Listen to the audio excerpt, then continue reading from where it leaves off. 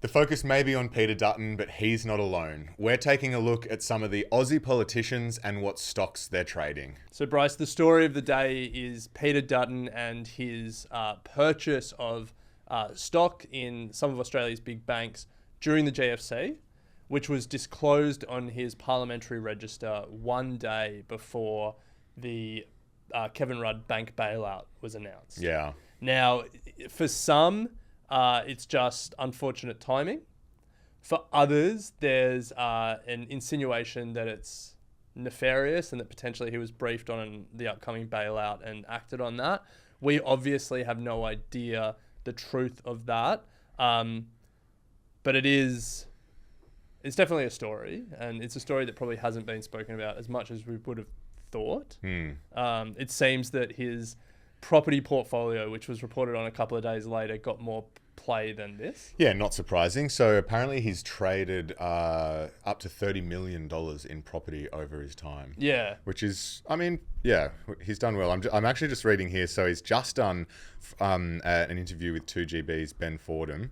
Ben asked him for some stock tips. He said, I don't have any, but I've been an investor since I was 19. The compounding on that, pretty impressive. It's interesting. I think there's an argument that this is going to backfire on Labor, that Australians are quite aspirational. It's like we have a dichotomy in us. On one hand, we have this tall poppy syndrome where we hate people getting over their skis or too big or too rich or too powerful. And on the other hand, there is I think there would be quite an admiration for the story that he's going to spin. You know, he's been saying that he was a butcher's boy and he was working hard. Double shift as a police officer. We worked our way up, built small building company. Dad was a builder, bought blocks of land. Yeah. So it will be, the politics will be interesting. I think we shouldn't lose sight of the forest for the trees, which is if it does come out that he got inside information and he traded on it, that is criminal a crime activity that you or I would go to jail for. Yes. or be heavily fined for at least. But look, politicians and their stock purchases, it is certainly front of mind for a lot of people because it's not just in Australia where it's a story. Over in the US, Nancy Pelosi is known as one of the best traders of her generation. She's delivered more than 700% return between 2014 and 2024. She has some incredibly well-timed sales and buys. That 700% works out to be about 22% a year. So she hasn't actually beaten the NASDAQ by that much. But you wouldn't complain with 22% a year. That's slightly better than Buffett's long-term average, but obviously over a much shorter return. But who can go past Donald Trump? Yeah, very active investor. Trump Media and Technology Group, and I guess Trump Coin now as well. So politicians and their stocks, without getting on a soapbox too much, I don't understand why we don't ban it. No, just mandate blind trusts. Oh yeah. Like if you are gonna lead our country, you just put your money in a blind trust. And I think, the obligation of being an elected representative is your spouse's money probably has to be put in a blind trust as well. Yeah. I don't think that's too much to ask. Yes. But anyway, separate conversation. So we had a look at Aussie politicians and their investments because it is all public, not quite as public as we would like in terms of disclosing dollar amounts and shareholdings and stuff like that. But you get a general idea. So let's start with the eternal debate. Stocks versus property. Well, it's very clear where politicians land on this debate, Ren. Since the 2022 election, 83 members of parliament have declared shareholdings, so stocks. On the other side, when it comes to property, 12 have declared that they don't have a home. 67 have declared that they have one home, meaning 148 of them own multiple homes. Yes. So now the question is, who owns the most homes?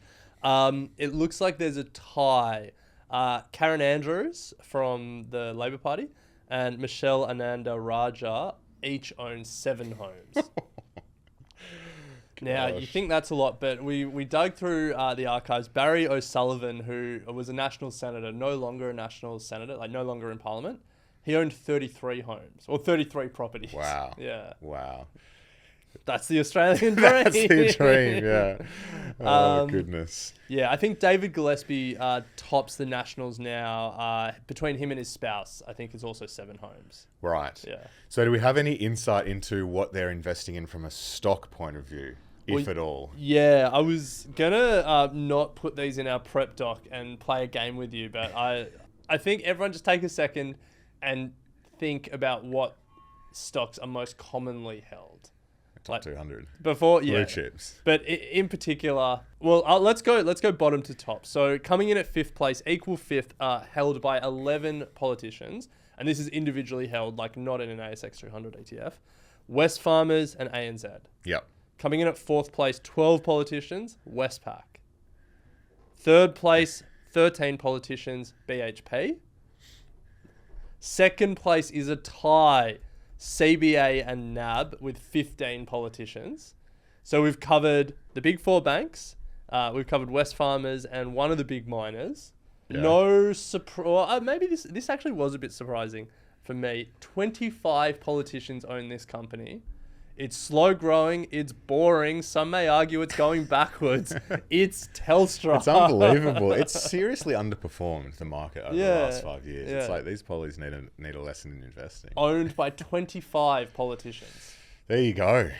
There you go. Now, we can get the individual shareholdings for different politicians, and we thought, okay, well, Peter Dutton's in the news. Maybe let's have a look at what Anthony Albanese owns in terms of shares. Drum roll, please. What does he own? Nothing. No shares. No shares. 4 houses. Yeah. 4 properties. No house. No shares. Disappointing. Very disappointing. Come on, guys. How are we supposed to encourage people to build wealth outside of property? Yeah. When you're all just speculating on houses. Yes. Anyway. And then finally, members of parliament that own the most shares. Now, this isn't dollar amounts because they don't have to report that. They just have to report the stocks that they own. So from the Liberal Party, Paul Scar, 25 individual shareholdings. And then from the Labor Party, Jed Carney, 38 individual shareholdings. Well, I think the main thing here is clear that pollies need to get a little bit more invested in the stock market, but they are certainly living the Australian dream.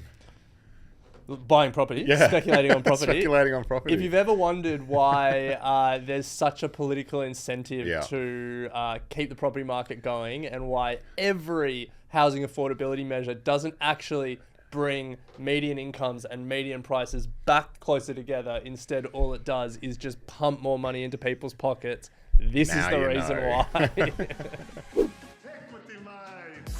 I will say this about investing. Everything you do learn is cumulative. What I learned at 20 is useful.